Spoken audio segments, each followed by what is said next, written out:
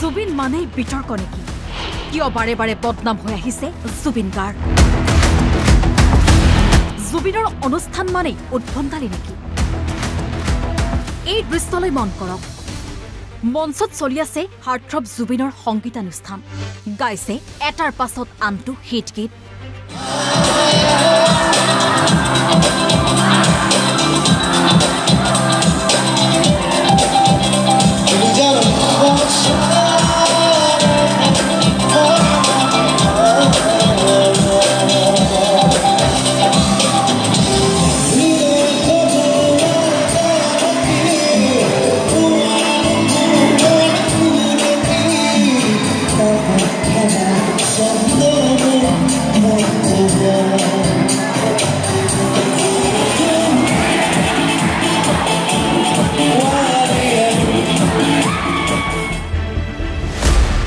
এইবাৰ এইফালে চাওক, পেণ্ডেলত হাজাৰ হাজাৰ দৰ্শক।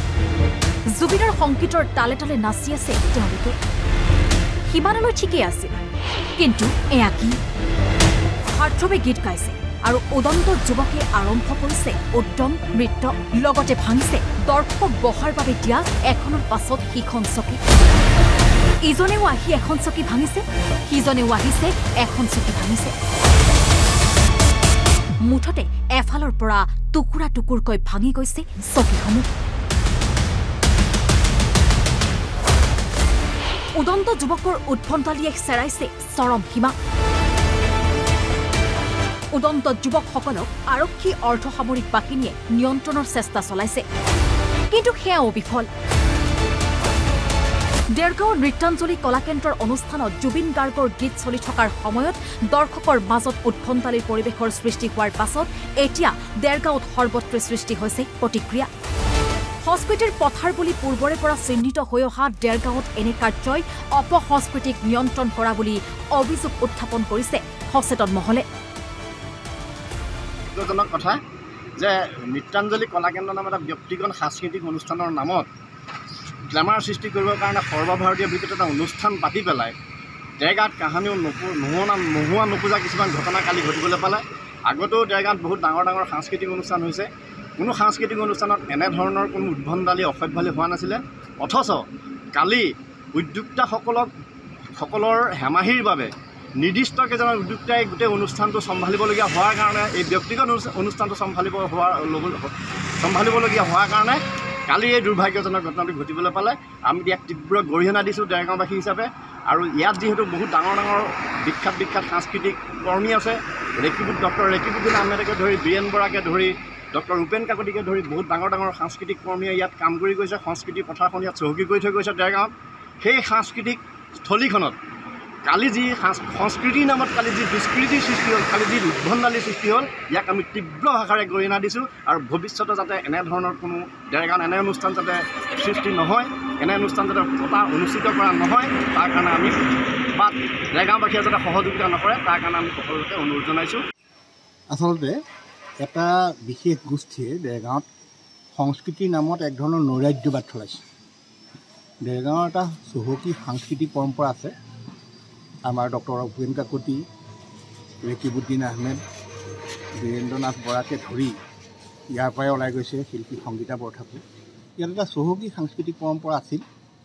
আৰু এতিয়া যি দেখিছোঁ যে আজি কিছু বছৰ ধৰি ইয়াত কিছুমান এনেধৰণৰ গোষ্ঠীৰ সৃষ্টি হৈছে, যিখিনিয়ে সংস্কৃতিৰ নামত কিবা পুৰস্কাৰ, বঁটা, বাহন, প্ৰচাৰ আৰু বেলেগ বেলেগ কিছুমান উপাদান ব্যৱহাৰ কৰি এটা নৈৰাজ্যৰ সৃষ্টি কৰিছে।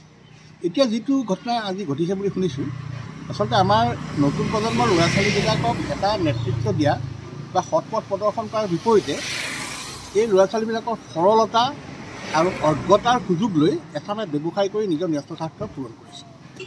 আৰু এই কথাটো অত্যন্ত দেৰগাঁৱত যোৱা কালিৰ ঘটনাটো দুৰ্ভাগ্যজনক, দুখজনক।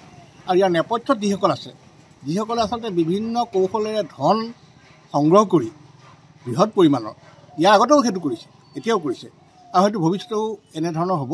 কাৰণ ইয়াত এচাম তেনেকুৱা মানুহ লগত লৈ লৈছে, যিচামৰ অঞ্চলটোৰ কোনো ধাৰণা নাই, ইয়াৰ সাংস্কৃতিক ঐতিহ্যৰ প্ৰতি কোনো জ্ঞান নাই, আৰু আটাইতকৈ ডাঙৰ কথা সমাজখনৰ বা নতুন প্ৰজন্মৰ ল'ৰা ছোৱালীৰ প্ৰতি কোনো দায়বদ্ধতা নাই। লাজৰ কথা আৰু দুখৰ কথা যে সেইখিনি মানুহে এতিয়া তেনে 2-4জন তথাকথিত সাংস্কৃতিক কৰ্মী যি আচলতে অপসংস্কৃতিৰে পোহাৰ মেলি আছে। আৰু আমি দুখিত এইকাৰণে যে দেৰগাঁওখন এখন সাংস্কৃতিবান ঠাই, সেই সাংস্কৃতিবান ঠাইত যি কালিমা খান্দিলে আচলতে কালি এই সংগীত অনুষ্ঠানটোৰ জৰিয়তে। আৰু ইয়াত আপোনাৰ যোৱা 5 দিন যি নৃত্যাঞ্জলি কলাকেন্দ্ৰৰ এই অনুষ্ঠানটোৰ জৰিয়তে 5 দিনকৈ যি সৰ্বভাৰতীয় নৃত্য প্ৰতিযোগিতা বা নৃত্য দৰ্শন হৈছিলে, সেইটোক লৈ পেলাই এইকেইদিন সংগীতানুষ্ঠান ৰাতি হৈ আছে। যিহেতুকে কালি যিটো ঘটনা ঘটিলে আচলতে দেৰগাঁৱত এনেকুৱা ঘটনা আগে পিছে হৈছে, কিন্তু তথাপিতো ইমান এটা ডাঙৰ অনুষ্ঠান 5 দিনকৈ পতাৰ পাছত ইমান যিসকল তাত ব্যক্তি জড়িত আছিলে সেই ব্যক্তিসকলৰ আচলতে অপৰিপক্কতাৰ বাবেই আচলতে দেৰগাঁৱত এনেকুৱা এটা লজ্জিত ঘটনা ঘটিছে। আৰু উঠি অহা নতুন প্ৰজন্মক আচলতে আমি কি আদৰ্শ দিব লাগে, সেই আদৰ্শৰ পৰা আচলতে আমি সেই উদযাপন সমিতিখনে আচলতে বিচলিত হৈ কালি আচলতে ইয়াত হোৱা যিটো যিটো বিশৃংখল, সেই বিশৃংখলৰ বাবে সম্পূৰ্ণৰূপে আচলতে সেই যিখন উদযাপন সমিতি আছে সেই উদযাপন সমিতিখনে আচলতে আমি জগৰীয়া বুলি ভাবিছোঁ। প্ৰশ্ন হয়, কিয় বাৰে বাৰে জুবিনৰ অনুষ্ঠানত সৃষ্টি হয় অপ্ৰীতিকৰ পৰিৱেশৰ? কিয় বদনামী হয় জুবিন গাৰ্গ? দুখ কাৰ? উত্তৰ আপোনালৈ এৰিলোঁ। দেৰগাঁৱৰ পৰা অৰূপ কুমাৰ ৰয়, অসম লাইভ 24।